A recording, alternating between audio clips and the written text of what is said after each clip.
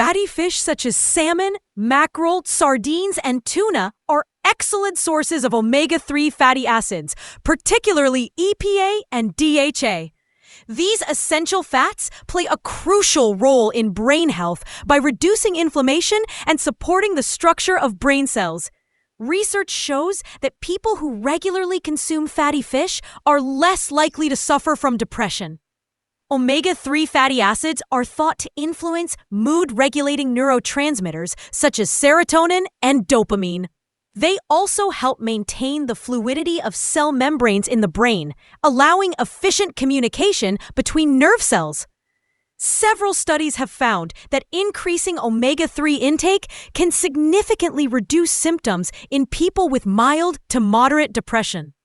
Including fatty fish in your weekly diet, at least 2 servings per week, is a simple and natural way to support mental well-being. For vegetarians or those allergic to fish, omega-3 supplements derived from algae are also available as an alternative. Fatty fish like salmon, mackerel, and sardines are packed with omega-3 fatty acids, particularly EPA, eicosapentaenoic acid, and DHA, docosahexaenoic acid, which are essential for brain health. These healthy fats help reduce inflammation in the brain, a factor linked to depression. By lowering inflammation, omega-3s support overall brain function and emotional stability.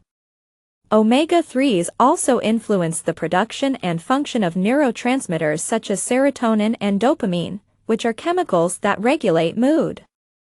A deficiency in these neurotransmitters is often associated with symptoms of depression. Consuming fatty fish helps maintain the balance and activity of these mood-related chemicals, potentially improving emotional well-being.